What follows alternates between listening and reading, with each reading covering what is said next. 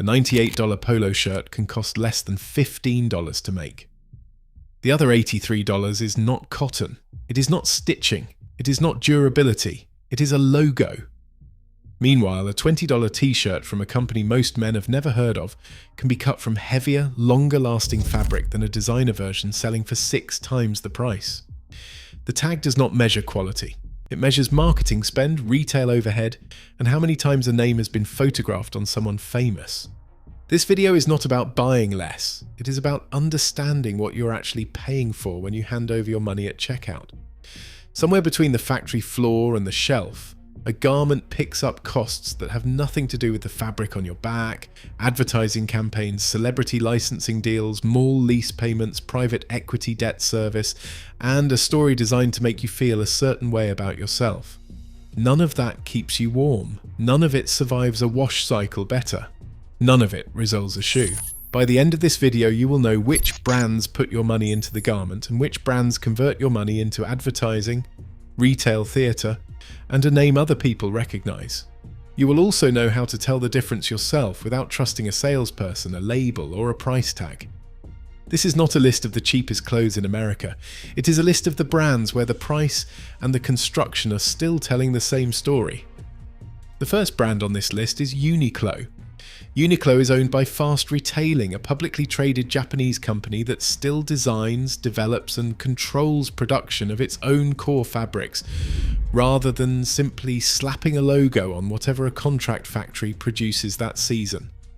That distinction matters. Most mall brands license out design decisions to whichever supplier bids lowest. Uniqlo runs its own textile research relationships, most notably with Terray Industries, the company behind its Heat Tech and ARism fabric lines. Take a basic Uniqlo Oxford shirt, priced typically in the $30 to $40 range. The cotton is not exotic, but the weave is consistent, the stitching is clean, and the fit holds its shape after repeated washing in a way that cheaper fast fashion Oxfords generally do not. Compare that to a fast fashion competitor selling a similar shirt for $25. The price gap looks small, but the fabric weight, colour fastness, and seam durability are typically not close. Uniqlo is not marketed as a status symbol. There is no logo across the chest. What you are paying for is fairly literal. Fabric engineering and manufacturing discipline, not brand theatre. A common customer complaint about Uniqlo is fit consistency across regions and seasons. Sizing can shift slightly between product runs, which is a real inconsistency worth knowing before you order online. But that is a sizing problem, not a materials problem, and it is a very different category of complaint than the seams failed after 3 washes, which is the more common story with disposable fast fashion. The verdict: this is a company that spends its research budget on fabric instead of its advertising budget on your feelings about the brand. The second brand is Dickies, and this one requires more caution than most, because the brand's ownership has changed dramatically in the last year, and that change matters to anyone buying it going forward. Dickies was built in Fort Worth, Texas in 1922, on the reputation of its 874 work pant, a garment that became a genuine workwear standard, not through advertising but through use on job sites. VF Corporation, the conglomerate behind the North Face and Vans, bought Dickies in 2017 for roughly $820 million. In late 2025, VF sold Dickies again, this time to Blue Star Alliance, a brand management firm that operates primarily through licensing agreements rather than direct manufacturing, the same kind of firm that manages brands like Scotch and Soda and Hurley. That is worth pausing on because it is the exact mechanism this whole video is built around. A company can own the name and the logo, while other companies under license actually decide what the garment is made of. Today, a pair of classic Dickies 874 work pants still sells for around $30 to $40, still uses a durable twill weave, and is still a legitimate tough garment for the price. But under a licensing model, quality control depends entirely on which licensee is producing which product in which region, and that consistency is not guaranteed the way it was when a single company controlled the whole line. The verdict: The pants you buy today can still be good value, but the badge on them no longer guarantees what it used to. Buy on the specific product, not on the name's history. The third brand is Carhartt, and it belongs on this list specifically because of what it has not done. Carhartt remains privately held by the founding family based in Dearborn, Michigan, and has resisted the acquisition and license cycle that swallowed Dickies, Champion, and dozens of other heritage American workwear names. Carhartt still maintains its own US-based manufacturing for a portion of its line, including its Carhartt WIP made in USA pieces, alongside globally sourced production for its broader catalogue. Take the classic Carhartt duck canvas chore coat, typically priced from $110 to $150, depending on retailer and construction. The duck canvas is genuinely heavyweight, commonly in the 12-ounce range, with reinforced stitching at stress points like the shoulders and cuffs, features carried over directly from garments designed for people who actually worked in them, not garments designed to look like people worked in them. Compare that to a workwear-inspired jacket from a fast fashion retailer using thin canvas and decorative stitching that mimics reinforcement without providing it. Visually similar, structurally unrelated. A common complaint about Carhartt is the break-in period. The duck canvas is stiff out of the package and takes real wear to soften, which some first-time buyers mistake for poor quality rather than heavy fabric doing exactly what heavy fabric does. The verdict: Carhartt's price reflects real fabric weight and largely intact ownership discipline, not licensed nostalgia.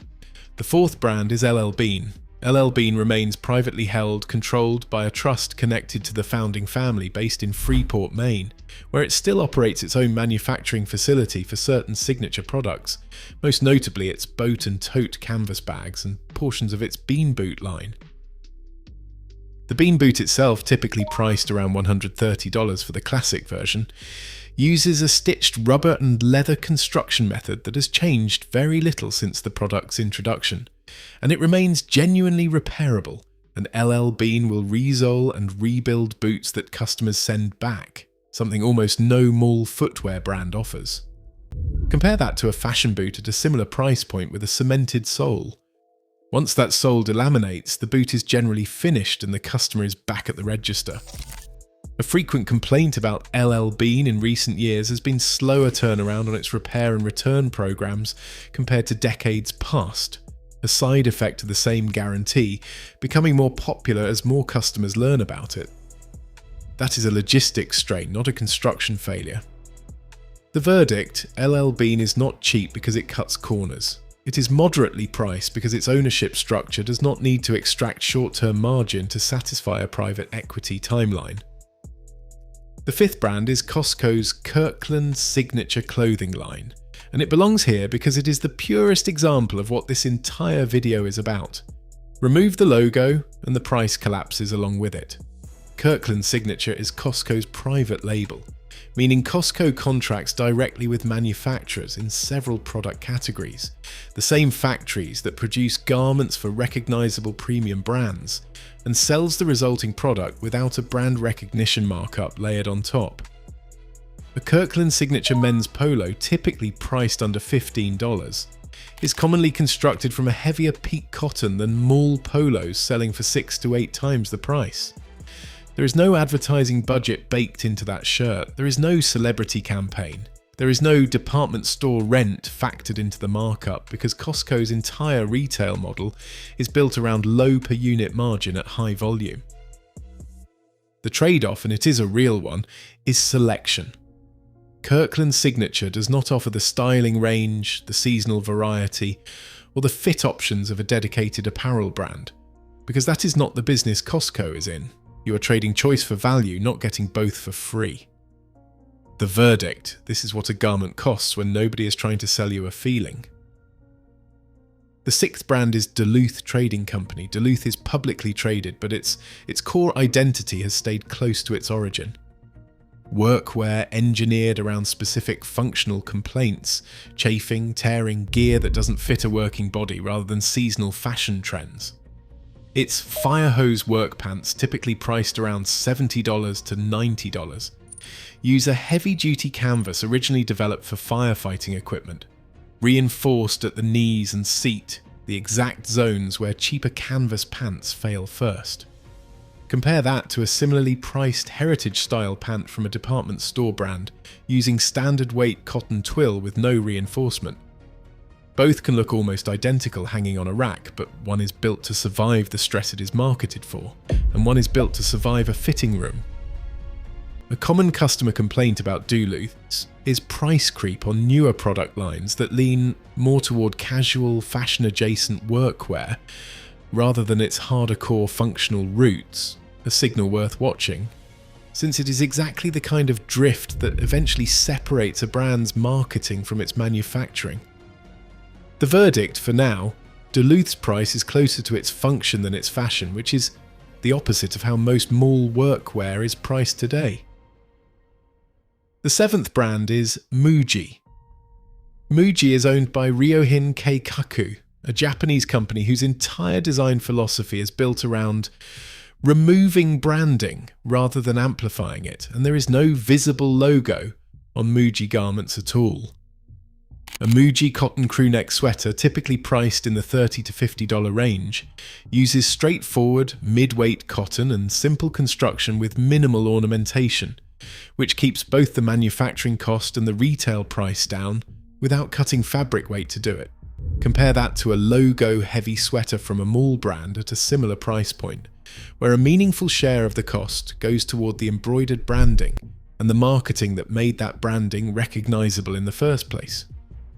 A common complaint leveled at Muji is that its fabrics, while solid, rarely reach the top tier of any single category. It is not the best cotton on the market, not the warmest wool, not the most technical synthetic. That is a fair criticism and worth naming directly instead of glossing over. The verdict: Muji's minimalism is not an aesthetic accident. It is a direct cost reduction strategy that benefits the customer instead of the shareholder, even if it is a strategy built around being reliably good rather than exceptional.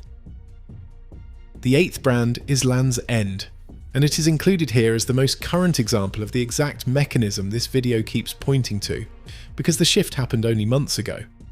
Land's End was founded in Chicago in 1963 as a mail-order yachting supply company, moved to Dodgeville, Wisconsin, and built a reputation on plain, durable basics: chinos, canvas totes, Oxford shirts sold with a straightforward guarantee rather than a fashion pitch. In April 2026, Land's End restructured its business. It contributed its brand intellectual property and licensing agreements into a new joint venture, and sold a 50% controlling stake in that venture to WHP Global, a brand management firm, for $300 million in cash. That is the licensing model again, arriving at a company that had spent 6 decades selling itself on the opposite premise. A Land's End canvas tote bag, typically priced around $30 to $50 depending on size, still uses genuinely heavy canvas and reinforced bottom stitching, and remains a reasonable value today. The open question, the same one hanging over Dickies, is whether the specifications behind that canvas stay consistent once brand control is split between the original company and a licensing partner whose core business is managing trademarks, not stitching seams. The verdict: judge the tote bag in your hands today. Do not assume it will be built the same way in 3 years, because the ownership structure that built it that way no longer fully exists. The ninth brand is Fruit of the Loom, and it earns its place here for the opposite reason Land's End does. Almost nothing has changed. Fruit of the Loom has been a wholly owned subsidiary of Berkshire Hathaway since 2002, and it remains, unusually for basics level apparel, vertically integrated. The company performs its own knitting, cloth finishing, cutting, sewing and packaging rather than outsourcing those decisions to whichever contractor bids lowest that quarter. A basic Fruit of the Loom cotton crewneck t-shirt, typically priced under $10, is not going to compete with a premium Supermer shirt on Hand Feel or Drape.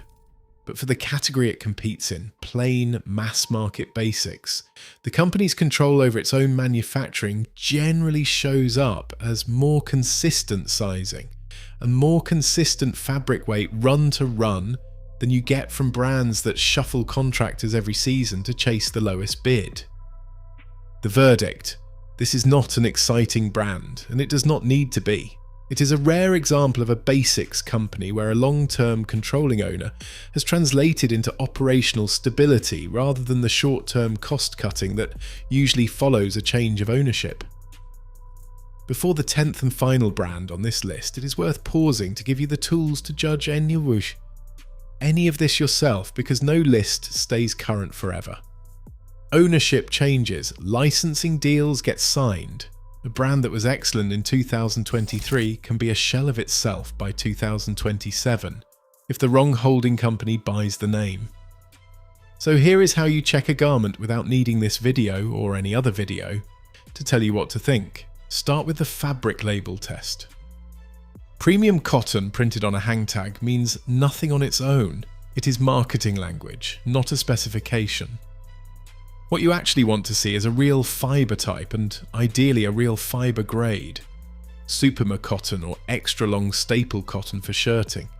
Virgin wool or a stated percentage of merino for knitwear, and an honest accounting of any polyester, viscose, nylon or elastane blended in. A cotton poly blend is not automatically bad, it can add durability, but a brand that hides the blend ratio behind vague language is usually hiding something about the cost cut, not the quality gain. Next is the stitch test. Turn the garment inside out. The inside almost always tells you more than the outside because that is where a manufacturer stops trying to impress you. Look for stitches per inch. Tighter, denser stitching generally holds up longer than loose, widely spaced stitching. Look at stress points, shoulders, cuffs, pocket corners, the base of a zipper. Reinforced bar tacks or triple needle stitching at those points signal a company that expects the garment to be used, not just worn once for a photo. Loose threads, visible puckering along seams, and a collar that is already curling on a shelf sample are all signs of corner cutting that will only get worse after washing. If the product in question is footwear, apply the shoe construction test. Turn the shoe over and look at where the upper meets the sole. Cemented construction, where the sole is essentially glued on, is the cheapest and least repairable method. Once that bond fails, the shoe is generally done. Blake stitching runs a single seam visible on the inside of the shoe and offers moderate resolability. Goodyear welt construction uses a strip of leather or synthetic welt stitched around the perimeter of the upper, sole and insole, and it is the standard for shoes designed to be resoled multiple times over a decade or more. A shoe's price should roughly track its construction method. A $1,100 Goodyear welted loafer and a $350 Goodyear welted loafer can occupy a genuinely different tier of leather and finishing. But a $1,100 shoe using cemented construction is priced against its logo, not its engineering. For jackets and suiting, apply the canvas test. Fused construction glues a layer of interfacing to the inside of the jacket to give it shape. It is cheap to produce, but tends to bubble, delaminate or wrinkle permanently after dry cleaning, especially over years of wear. Half canvas and full canvas construction sew a floating layer of horsehair or wool canvas into the chest and lapel instead of gluing it, which is more labour intensive but allows the jacket to drape naturally over the body and to age without delaminating. You can often feel the difference by pinching the lapel. A fused lapel feels stiff and uniform. A canvas lapel has a slight give and rolls more naturally. If denim or heavy workwear is involved, check the weight, the pocket bag fabric and the rivets. Heavier denim, typically above 12 ounces per square yard, generally resists abrasion better than lightweight denim marketed with the same rugged imagery. Reinforced rivets at stress points and a genuinely heavy-duty pocket bag fabric, not thin, cheap lining, are signs the pants were built for actual wear rather than a distressed look. Manufactured at the factory before you even bought them. Apply the country of origin test carefully because it is a signal, not a guarantee. American-made, Japanese-made, English-made, Portuguese-made and Italian-made production can indicate strong quality control, but they are not automatic proof of it. A well-run factory in Vietnam or Bangladesh operating under strict specifications from a brand that actually enforces them can produce a better garment than a poorly supervised factory in Italy producing for a brand that has stopped checking. The real question is not only where a garment was made, it is who is actually controlling the standard and whether that party still has an incentive to maintain it. Finally, apply the wash and wear test, which is the slowest test but often the most honest one, because it happens after the sale where marketing has no more influence. Watch for pilling, small balls of fibre forming on the surface after friction, usually a sign of shorter, weaker fibres or a looser weave.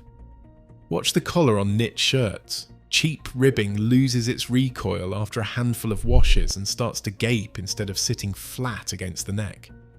Watch for shrinking beyond what a care label predicts, twisting side seams that pull a garment off grain, fading that happens unevenly rather than uniformly, cracking along the flex points of leather, soles that separate from the upper at the toe first, and an overall loss of shape that no amount of ironing corrects. None of this shows up on a store rack. All of it shows up by the 10th, 30th and 50th time you actually wear the thing. A garment that still holds its shape, its colour and its seams after 50 wears was probably built for 50 wears in the first place. A garment that starts falling apart after 10 was probably priced for the display window, not for your closet. If you want to know what your clothes are actually worth before you spend the money, subscribe. This channel follows the construction, not the campaign. The 10th and final brand on this list is Champion, and it is on here as a warning as much as a recommendation because it is the clearest recent example of what happens when a name outlives the company that built it. Champion invented the modern hooded sweatshirt and the sports bra, built its reputation on US college and military uniform contracts through most of the 20th century, and was still, as recently as a few years ago, a genuinely respected budget athletic wear name. In 2024, Hanes Brands sold Champion to Authentic Brands Group for roughly $1.2 billion. Authentic Brands Group does not manufacture anything itself, it operates almost entirely as a licensing company, the same model behind names like Forever 21 and Brooks Brothers under its umbrella. And it has already converted Champion into a network of separate licensees handling different product categories in different regions.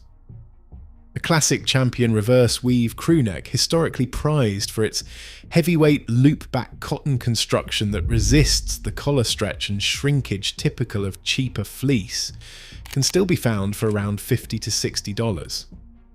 But which version you get, the older, heavier construction or a newer, thinner version produced under a different licensee to hit a lower cost target, now depends on decisions made by companies that do not carry the Champion name and were not the ones who built its reputation.